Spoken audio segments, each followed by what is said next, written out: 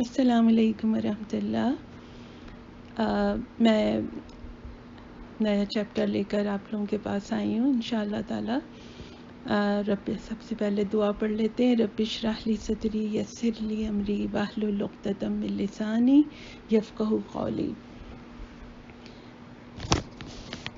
اور اللہم صلی علی محمد وعلی آلہ وبارک وسلم۔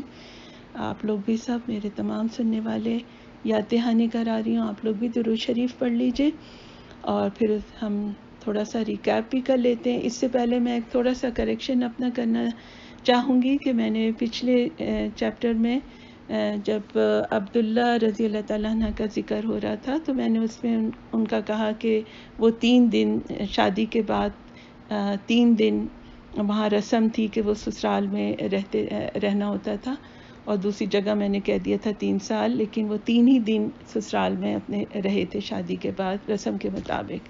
تھوڑا سا ریکیپ کر لیتے ہیں۔ ہم نے پڑھا تھا ابھی 2 چیپٹر میں ہم نے پڑھا تھا کہ جو حضرت ابراہیم علیہ السلام کا توحیدی دین تھا وہ عرب میں زیادہ دیر نہیں ٹھہرا تھا۔ پورے ملک میں بت پرستی بہت کچھ ہی عرصے بعد پھیل گئی، اور لوگ جو تھے اللہ پر ایمان رکھتے تھے لیکن اس کے ساتھ مورتیوں کو بھی پوجنے لگے اور ان کو اللہ تک پہنچانے کا وسیلہ سمجھنے لگے۔ آج کے دور میں بھی آپ دیکھیے کہ بہت سارے مسلمان مختلف قسم کے وسیلے بناتے ہیں جب دعائیں کرتے ہیں اللہ سے، جب ان کو اپنی کوئی حاجتیں اللہ سے پوری کروانی ہوتی ہیں، اور یہ قبر پرستی کی بھی ایک وجہ یہی ہے۔ اور لیکن جبکہ ہمیں صحیح احادیث سے جو ہمیں پتہ چلتا ہے کہ آپ اللہ کے رسول صلی اللہ علیہ وسلم ہمیں جس طرح سے انہوں نے ہمیں دعا مانگنا اللہ سے سکھایا، اور ایک تو سب سے پہلی بات یہ کہ ہمیں صرف اور صرف اللہ ہی سے دعا مانگنا چاہیے، یہی ہمارے دین کی بنیاد ہے، توحید کی بنیاد ہے، اور ہمیں بتایا گیا ہے کہ اللہ تعالی ہماری شہرت سے قریب ہیں، اور اسی لیے ہمیں کسی نبی ولی یا کسی بھی انسان کی جو وفات پا چکے ہوں ہمیں ان کو وسیلہ بنانے کی ضرورت نہیں ہے، ہم ڈائریکٹ اللہ سے مانگیں۔ اور اللہ تعالیٰ بھی اس کو پسند کرتے ہیں کہ ہم اللہ تعالیٰ کو ان کے ناموں سے بھی پکاریں، اللہ تعالیٰ کے اسماء الحسنی کا وسیلہ بنائیں۔ اور جیسے اللہ تعالیٰ کو اپنے کچھ نام بہت زیادہ پسند ہیں، ہم کہہ سکتے ہیں یا حیو یا قیوم یا ذل جلال والاکرام، یہ بھی اللہ کو پسند ہے۔ اور اسی طرح اللہ تعالیٰ کے جو تمام اسماء الحسنی ہیں اس میں سے ہم کوئی بھی ناموں کے ساتھ اللہ کو پکاریں تو اللہ ضرور ہماری دعاؤں کو پورا کرے گا۔ اس کے علاوہ یہ کہ اگر ہم یہ بھی کہہ سکتے ہیں کہ اللہ تعالیٰ ہم نے کوئی نیکی کی ہو جس سے آپ خوش ہوئے ہوں اور آپ نے اپنی بارگاہ عزت میں اسے قبول کیا ہو، تو اللہ تعالیٰ میری اس نیکی کے وسیلے سے آپ میری یہ مراد پوری کر دیں۔ اور یہ بھی کہہ سکتے ہیں کہ اللہ تعالیٰ اپنی رحمت کے صدقے میں، جو اللہ تعالیٰ کی رحمت پوری کائنات میں پھیلی ہوئی ہے، اللہ تعالیٰ اس رحمت کے صدقے میں میری دعائیں پوری کر لیں۔ تو یہ میں ذرا سا آپ کے ساتھ شیئر کرنا چاہ رہی تھی جو میں نے اب تک اللہ کی رحمت سے جو تھوڑا سا دین سیکھا ہے، اس میں نے یہ بہت بنیادی چیز ہے جو سیکھی ہے، جو مجھے اللہ سے سمجھتی ہوں کہ قریب کرنے کا ذریعہ بن سکتی ہے یہ اگر۔ اچھا، جب جو شرک عرب میں آیا تھا وہ اس کی وجہ کیا تھی کہ وہ لوگ جو تھے وہ حضرت ابراہیم علیہ السلام اور حضرت اسماعیل علیہ السلام سے بہت زیادہ عقیدت رکھتے تھے، ہے نا، اور کعبے سے بھی تھی، اور کعبہ چونکہ انہی دونوں نے تعمیر کی تھی اس لیے ان کو کعبے سے بھی بڑی محبت تھی۔ پھر یہ محبت اسی تک محدود نہ رہی، انہوں نے کیا کیا کہ اس کے ارد گرد بھی جتنے پتھر تھے وہ بھی ان کے نزدیک محبوب اور متبرک ہو گئے۔ اور پھر کیا ہوا کہ نسلوں پہ نسلیں گزرتی گئیں یہاں تک کہ یہ عقیدہ پختہ ہو گیا۔ مکے میں سب سے پہلا بت جو داخل ہوا اور صحن کعبہ میں نصب ہوا تو اس جو شخص بت لے کر آیا تھا خانہ کعبہ میں اس کا نام تھا عمر بن لوہیہ، عمر بن لوہیہ تھا۔ مکے میں نہ جانے کتنے انقلاب آئے اور گزر گئے، یہاں تک کہ باغ دوڑ جو تھی وہاں پر ایک شخص ہوا کرتے تھے، ان کا نام تھا قسی، ان کے ہاتھ میں آئی۔ یہ ان کے باپ کا نام تھا کلاب، یہ کلاب کے بیٹے تھے، اور قسی جو یعنی یہ حضرت اسماعیل کی نسل سے تھے۔ قسی نے اپنے دور میں بڑے بڑے کام کیے، جس میں سے 2 بڑے کام جو تھے وہ حاجیوں کو پانی پلانا اور ان کے کھانے کا انتظام کرنا تھا۔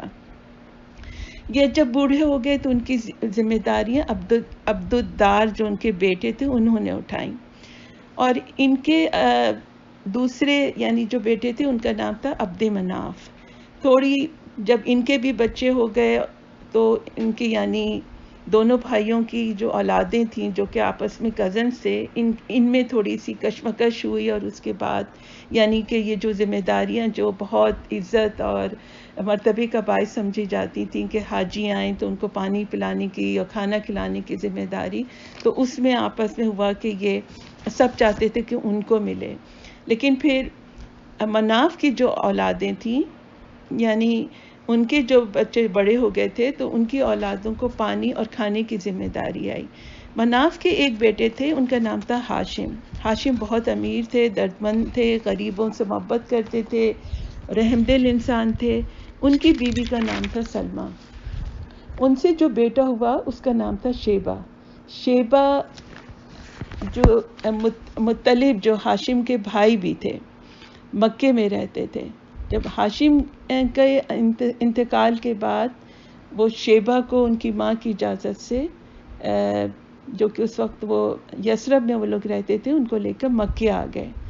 تو جب وہ مکے پہنچے تو لوگوں نے سمجھا کہ شیبہ ان کے غلام ہیں، تو وہ ان کو عبد المطلب کہہ کے پکارنے لگے، تو یہیں سے پھر ان کا نام عبد المطلب پڑ گیا۔ عبد المطلب جب جوان ہوئے تو انہوں نے یہ ذمہ داریاں اٹھائیں، اور زمزم کی کھدائی بھی انہوں ہی نے کروائی تھی۔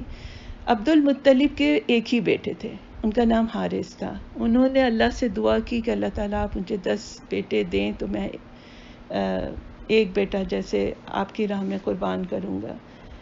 تو یہ میں نے دوسرے چیپٹر میں یہ سارا پڑھا تھا، آپ لوگ اس کو سن سکتے ہیں۔ بہرحال جو ان کے سب سے چھوٹے بیٹے، جو ان کے سب سے لاڈلے اور سب سے خوبصورت بیٹے تھے، ان کا نام تھا عبداللہ رضی اللہ تعالیٰ عنہ۔ عبداللہ رضی اللہ تعالیٰ عنہ کی شادی ہوئی حضرت آمنہ سے، لیکن شادی کے کچھ ہی دن کے بعد جیسا کہ ہم نے اس کتاب میں پڑھا تھا، عبداللہ رضی اللہ تعالیٰ عنہ کا انتقال ہو گیا، اور آمنہ رضی اللہ تعالیٰ عنہ اس وقت پریگننٹ تھی۔ آج ہم تیسرا چیپٹر پڑھتے ہیں۔ بسم اللہ الرحمن الرحیم۔ ہوئے پہلوئے آمنہ سے حویدہ، دعائے خلیل اور نوید مسیحا۔ پیر کا دن تھا اور ربیع اول کی 12 تاریخ تھی کہ آمنہ رضی اللہ تعالیٰ عنہ کے یہاں ولادت ہوئی۔ نومولود بچہ بہت ہی خوبصورت تھا، چاند بھی اس کے سامنے پھیکا تھا۔ آمنہ رضی اللہ تعالیٰ عنہ نے اپنے سسر عبد المطلب کو خبر کی کہ آ کے پوتے کو دیکھ لیں۔ عبد المطلب دوڑے ہوئے آئے اور نظر پڑتے ہی کھل اٹھے کہ ایک تو لڑکا تھا اور وہ بھی عبداللہ کا۔ وہ خوشی سے نہال ہو گئے، چنانچہ بچے کو گود میں لیا، سینے سے لگایا، ماتھے پہ بوسہ دیا، پھر اسے لیے ہوئے کعبہ پہنچے اور اس کا طواف کیا اور بچے کا نام محمد رکھا۔ محمد کے معنی ہیں ہر لحاظ سے قابل تعریف، وہ جسے سب پسند کریں، سب اچھا کہیں۔ پھر ولادت کے 7ویں دن عبد المطلب نے اونٹ ذبح کرایا اور قریش کی دعوت کی۔ لوگ کھانے سے فارغ ہو گئے تو کسی نے پوچھا، عبد المطلب کیا وجہ ہے کہ آپ نے پوتے کا نام محمد رکھا، خاندانی نام کیوں نہیں رکھا؟ عبد المطلب بولے، میں نے چاہا کہ آسمان پر بھی اس کی تعریف ہو اور زمین پر بھی، خالق کو بھی وہ پیارا ہو اور خلقت کو بھی۔ قریش میں اونچے گھرانوں کی عورتیں اپنے بچوں کو دودھ خود نہیں پلاتی تھیں، دیہاتوں سے دائیوں کی ٹولیاں آتیں، وہ بچوں کو اپنے ہاں لے جاتی، ان کو دودھ پلاتی، ان کی پرورش کرتی، پھر جب وہ بڑے ہو جاتے تو واپس کر جاتی اور دوسرے بچے لے جاتی۔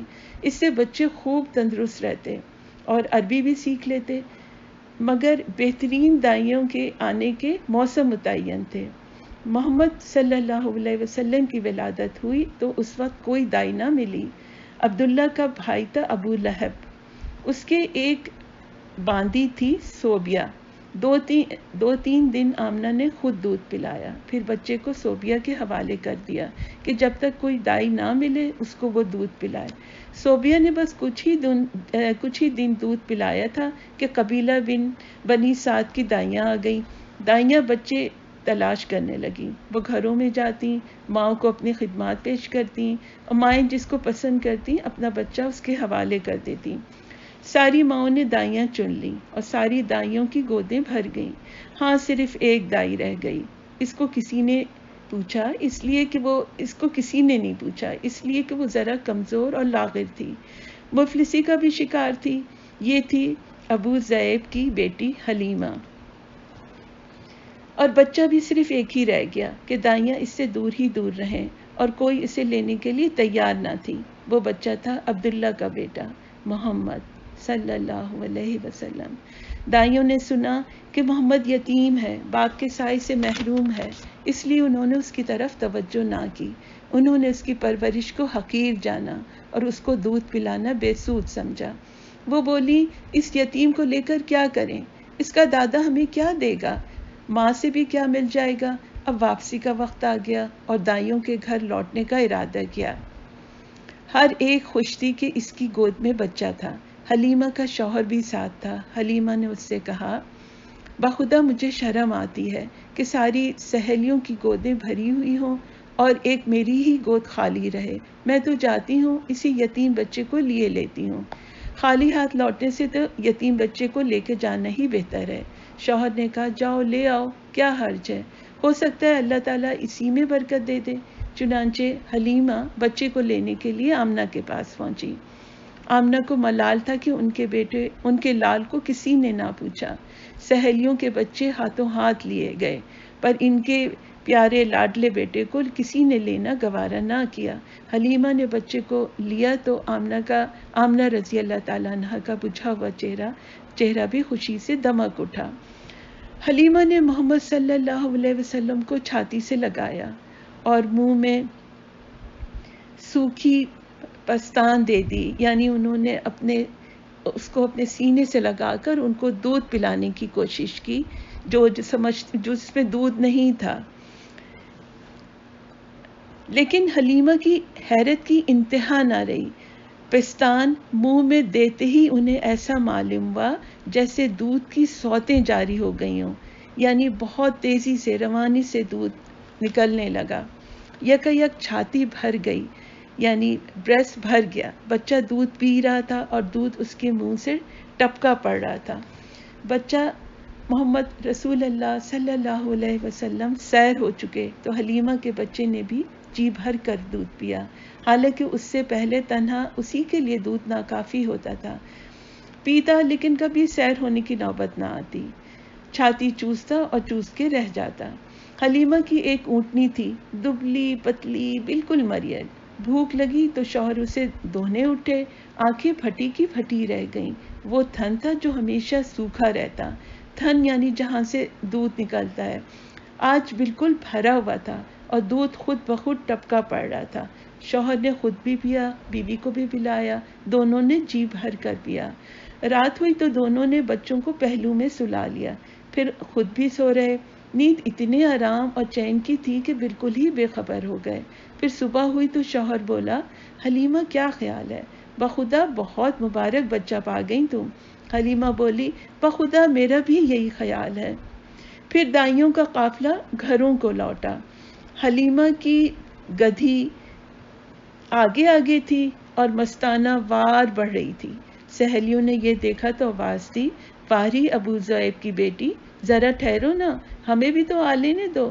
ارے یہ وہی گدھی تو ہے جس پر تم آئی تھی، یہ تو راستے میں رک جاتی تھی، بار بار تم پیچھے رہ جاتی تھی۔ حلیمہ نے کہا، ہاں ہاں بخدا یہ وہی ہے۔ سہیلیاں بولی، بخدا یہ تو بڑی عجیب بات ہے۔ اب حلیمہ کیا برکتوں کی بارش ہونے لگی، ہر چیز میں برکت ظاہر ہو رہی تھی۔ جانور موٹے ہو گئے، دودھ سے تھن پھول بھر گئے، دودھ سے تھن جو تھے وہ بھر گئے تھے، ہر طرف برکت ہی برکت تھی۔ رفتہ رفتہ 2 سال گزر گئے۔ امینہ کا لال حلیمہ کا دودھ پیتا۔ حلیمہ کی ایک بیٹی تھی شیمہ، اس کی گود میں کھیلتا، صحرا کی کھلی فضا ہوتی، دیہات کی سادہ زندگی، جسم تیزی سے بڑھا، ہاتھ پیر میں طاقت آ گئی اور بچہ خوب تندرست ہو گیا۔ شیر خواری کے دن پورے ہو گئے، اب وقت آیا کہ بچہ پھر ماں کی گود میں جائے اور اس کے گھر کی رونق بنے۔ لیکن کیا حلیمہ اس بچے کو جدا کر دیں؟ ایسے بچے کو جو ان کے لیے سراپا برکت تھا، مجسم رحمت تھا، باعث راحت تھا اور موجب سعادت تھا، کسی طرح بھی طبیعت ان کو چھوڑنے پر تیار نہ تھی۔ تمنا تھی کہ کچھ دنوں وہ ساتھ رہے، کہ برکتوں کا سلسلہ تادیر قائم رہے۔ وہ بچے کو لے کے ماں کے گھر کی طرف چلیں، لیکن ارادہ تھا کہ ان سے گزارش کریں گی کہ بچے کو کچھ دن اور ساتھ رکھنے کی اجازت دے دیں۔ چنانچہ وہ آمنہ کے پاس آئیں اور بولیں، مجھے اندیشہ ہے کہ اگر محمد صلی اللہ علیہ وسلم ابھی سے مکے میں رہ گئے تو کہیں یہاں کی آب و ہوا سے کوئی نقصان نہ پہنچ جائے، کیوں نہ آپ کچھ دن ہمارے یہاں رہنے دیں، ذرا اور بڑا ہو جائے پھر آ جائے گا۔ اس طرح حلیمہ آمنہ سے ضد کرتی رہیں، مسلسل اصرار کرتی رہیں، طرح طرح سے مناتی رہیں، مکے کی آب و ہوا سے ڈراتی رہیں، یہاں تک کہ وہ تیار ہو گئیں۔ اب کیا تھا، حلیمہ کا دل خوشی سے باغ باغ ہو گیا، آنکھیں چمک اٹھیں اور چہرہ دمک اٹھا، اور وہ محمد رسول اللہ صلی اللہ علیہ وسلم کو لے کر پھر اپنے گھر آ گئیں۔ محمد صلی اللہ علیہ وسلم پھر اسی صحرا میں آ گئے۔ اب پھر وہی کھلی فضا تھی، ریت کے ٹیلے تھے، چکنے چکنے پتھر تھے، وہی ساتھی، وہی ہمجولی۔ محمد صلی اللہ علیہ وسلم پھر اسی طرح پتھروں سے کھیلتے، ریت پر اچھلتے اور بچوں کے ساتھ ادھر سے ادھر دوڑتے۔ محمد صلی اللہ علیہ وسلم اب 5 سال کے ہو گئے۔ حلیمہ سے جدائی کے ساتھ پھر آ پہنچی۔ محمد صلی اللہ علیہ وسلم سے حلیمہ کو بے حد محبت تھی، وہ سچ مچ ان کی آنکھوں کی ٹھنڈک تھے، ان کے دل کا سکون تھے۔ محمد کو بھی حلیمہ سے بے انتہا محبت تھی۔ نبوت ملنے کے بعد بھی جب وہ آپ کے پاس آتی تو آپ میری ماں کہہ کے لپٹ گئے۔ حلیمہ کے لیے محمد کی جدائی سہانے روح تھی، لیکن کرتی کیا، اب گھر پہنچانا بھی ضروری تھا، مزید رکنا ممکن نہ تھا۔ پھر ایک وجہ اور بھی ہوئی جس کی وجہ سے حلیمہ نے اور جلدی کی۔ ایک روز وہ بیٹھی ہوئی تھیں اور ساتھ میں محمد صلی اللہ علیہ وسلم بھی تھے کہ اتنے میں حبشہ کے کچھ عیسائیوں کا گزر ہوا۔ بچے پہ نظر پڑتے ہی وہ ٹھہر گئے، قریب آئے اور اسے بڑے غور سے دیکھنے لگے، ایک ایک چیز کا جائزہ لینے لگے۔ حلیمہ سے پوچھا بھی، کیسا بچہ ہے یہ؟ پھر وہ آپس میں باتیں کرنے لگے، اس بچے کو لے لیں، اس کو اپنے ہاں لے چلیں گے، یہ بچہ ایک عظیم انسان ہوگا، ہم خود جانتے ہیں کہ یہ کیا بنے گا۔ حلیمہ ان کا مطلب سمجھ گئیں، ان کے ارادوں کو بھانپ گئیں اور ان کی سازشوں سے گھبرا اٹھیں، ڈریں کہ کہیں سچ مچ وہ اسے چھین نہ لیں، موقع پا کر اچک نہ لیں یا کوئی تکلیف نہ پہنچا دیں۔